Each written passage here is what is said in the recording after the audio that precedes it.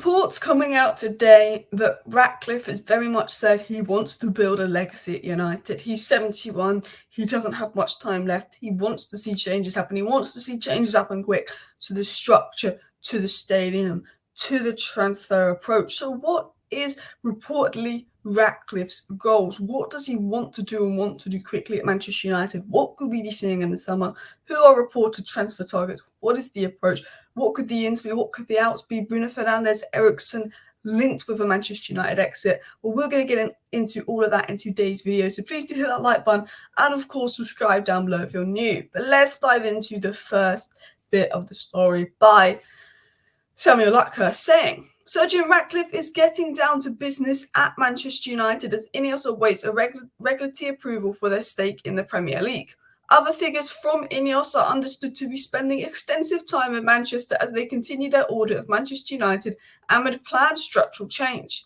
Club staff have flown to Monaco, where Ratcliffe presides, for additional meetings, said Luckhurst. So the first thing Luckhurst dives into and gets into and speaks about is the fact that Ineos figures are spending a lot of time in Manchester. There's a lot of work being done while they're waiting for the deal to be approved. The deal should be approved unless something crazy happened. They're working like the deal will be approved. It's believed it will be approved, but they're ready to get down to business. Omar Barada's already been appointed. Once the deal's approved, apparently the sporting director is going to be appointed, which they've been working with Omar Barada to do. Nobody even knows who the sporting director could be at Manchester United. Dan Ashworth is what they want, but realistically, is that going to happen?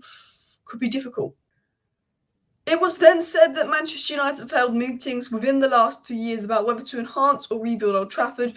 Joel Glazer is understood to have expressed his preference to renovate the stadium. We did a video last night speaking about Manchester United's stadium plans, what the three options are. Of course, Joel Glazer will want to renovate the stadium because that is the cheapest option, but Ratcliffe thinks that we should build a brand new state-of-the-art Wembley of the North stadium next to Old Trafford, which would be the best venue in the North. And because the North lacks a massive venue, potentially could get funding from the UK government to do that. But Joel Glazer will obviously want anything that's going to cost the least amount of money because he doesn't want to spend money on improving United or improving the United infrastructure. He wants to have money for his dividends, of course. But let's talk about Ratcliffe's legacy plans. So it was said, as a lifelong Manchester United fan, Sir Ratcliffe wants to leave a legacy and a stadium worthy of one of the greatest clubs in the world, according to people close to the situation. And that is a man in a hurry, says a source. The 71-year-old wants to take action. This is an opportunity to leave a huge legacy at United. So without being dark, Ratcliffe knows that he doesn't have particularly long left. He's 71 and he needs to see these changes quickly. He wants to see changes implemented quickly and he's motivated. This is his final project in life to bring Manchester United back to the top, is what they're saying.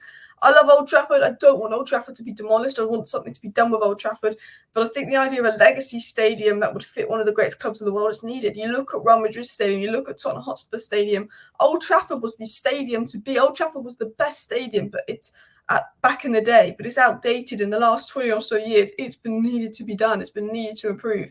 I love those old school stadiums, but a modern state-of-the-art stadium could be needed 100% at the club as well. I want to dive into the next story, and we're going to talk more about transfers approach. What could Ratcliffe's general approach be?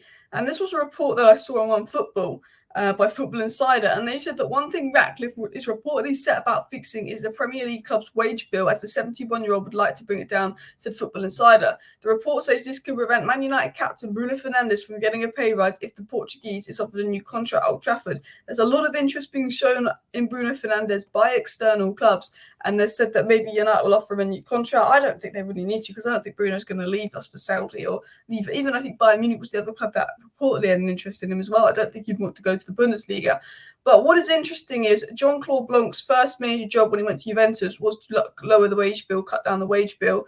That's what Ratcliffe wants to do. That is probably what I'd expect Blanc at some point is here to do, and Omar Barada's here to help. I don't know if you saw that video of Omar Barada sort of going through the wage bill at Manchester City and the expenses. Omar Barada is very good on finance side of football. He has a set budget for wages for players, for centre-back, midfielder, and he likes to stay within those budgets, where United will have a set budget because they need a centre-back, right-winger, striker and midfielder, and then Man United will overspend on that right-winger side of the budget and say, okay, now we can't get centre-back. Omar Barada is very much like, no, you've got to keep to the budget. So, yeah, 100%. It was then obviously said that Saudi Pro League side Al Hilal are preparing a potentially huge offer for Bruno Fernandes in summer. However, Manchester United are confident Bruno will stay. Yeah, Bruno's rejected massive offers from Saudi Arabia. They're preparing another huge offer, but Bruno's not going anywhere. I think there's Bayern Munich are interested in him, and he's not swayed at that yet. But that wasn't really confirmed. That was just a little bit of information I got as well. Pep Guardiola is reportedly a big fan of Bruno Fernandes, but Man City would never even try it. But let's talk about United's new approach. Who is Manchester United's 5 new transfer targets? What is our sort of new approach going into the window? This has been said. Manchester United are linked with 5 players in a youth and data recruitment drive under Sir Jim Ratcliffe. The Independent, claim that Ineos have decided to focus on data and youth in their drive to improve the team. 2 metrics have led them to Crystal Palace's Michael Olise and Jared Branthwaite of Everton, both who have been impressive this season. I think Olise, his injury record could put us off, but I do know we have a genuine interest in Jared Branthwaite. Now, I've said this multiple times when it comes to transfers, when it comes to Ineos' plan. The sporting director is not in place. We don't even know who the director of football is. Any news in regards to transfers that comes out in February, you have to take with that massive, do we know that? Does anyone know that? Any news the last 2 months and for the next month that comes out regarding transfers, United's plans, when the fact that the director of football isn't here yet, when we don't really have any indications on Ten Hag's future, that Omar Barad doesn't start for the summer, you have to say, well, is that the plan? Maybe that's something that Brailsford's communicated, maybe it's along those lines, but I do think you have to take a lot of transfer news with a pinch of salt. But Branthwaite, Olise and Todibo, particularly Todibo because we know Ineos are a fan of him, but Branthwaite, Olise and Todibo are 3 players that were approved by Ten Hag, approved by the scouts, and that Ratcliffe and Brailsford like. I know that for a fact. There are 3 players there. I don't know that for 100% fact, but 99% fact because I believe people I've spoken to, I believe that the news we've been fed. Other players, we don't know what Ashworth will think if it's Ashworth that comes in or whoever the new director of football is who comes in. We won't know what Omar Barada thinks. We will have an indication of, even though Omar Barada starts in the summer, he'll be communicating with whoever the director of football is in March. And in March, we'll have a slight indication of where it is that United want to go. We know that we want a centre-back, maybe 2 centre-backs. We know that we want a right winger. We know that we want a 6, let's say, hybrid. And we know that we want a backup striker to Højlund. And we know the kind of players we want and that we need, but we won't know United's sort of long-term approach. There was also sort of saying that while United want to go for a youthful and data-driven approach, they're also going to be looking at players with 1 year left on his contract, because Kimmich, Jonathan David and Thuram could be players who could be good value for money. Thuram being at Nice, I'm sure Ineos are looking at him. Jonathan David, I don't actually rate him that much, to be honest. People give me stick for that. I know a lot of people give him a lot of hype. But he could be one to sort of help at Højlund. And then Kimmich coming in. I'm not a big fan of bringing in sort of players that Bayern and Real Madrid don't want anymore. But Kimmich. He can play right back. He can play DM. I think he's a good... If Casemiro goes to Saudi and you don't find the right DM and Kimmich is available, I'd probably go for it. But let's get into these final transfer stories as well. Who are the other players that United are looking at? It said that Manchester United could target young and up-and-coming players like Michael Olise, who's reportedly going to be 50 million, Benjamin Sesko with a release clause of 42 million, and Joshua Zirkzee with a release clause of 35 million in the 2024 window. And that Alex Crook, who works for TalkSport, hints that Sir Jim Ratcliffe could target young and up-and-coming players at Old Trafford. And something that's interesting is it's very obvious that United are looking at players where the price is sort of known, whether they've got 1 year left on their contract release clause.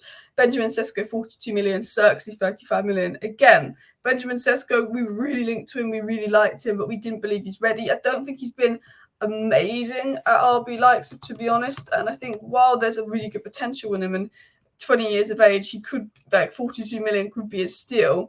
I don't know if he's done enough in personally, my opinion, to be worth 42 million right now. He's got a market value of 30 million. He's got 9 goals this season in 26 matches for Leipzig, and he's only played 1,000 minutes, so I'm not sure. Joshua Zirkzee is a player I'm a much bigger fan of. We know that Ten Hag is a big fan of Joshua Zirkzee. We've been linked to him. Ten Hag would have loved to have brought him in the January transfer window, but of course, there wasn't the funds there wasn't the budget, there wasn't FFP, this and that. Again, he has 9 goals this season in Serie A and 21 games with 4 assists. He's got 9 goals and 6 assists in all competitions this season in about 1,800 minutes. So, I mean, I think that he might I think Sesko has a high ceiling, but I think Xerxes sort of been looking decent lately. He's 22 years of age. He could come on his back up to Højlund. Very highly rated striker, we'll have to see. And then the last part of the video, it just says that United may need to sell players like Varane and Sancho to comply with profit and sustainability regulations to make room for new signings. I think because of the high wage bill, because of a lot of things, United will have to sell this summer. And I think for me, the way Ineos will go is new director of football / sporting director comes in. That will be the first thing. Then they will sort of focus on the outs, and then they'll focus on the ins. Well, they'll also be focusing on Ten Hag, his future as well. But I think for me, I think it's kind of clear the direction will go. It's just that we won't know the final details until we're closer to the time. Please do hit the like button, subscribe if you're new. Thank you for watching. Bye.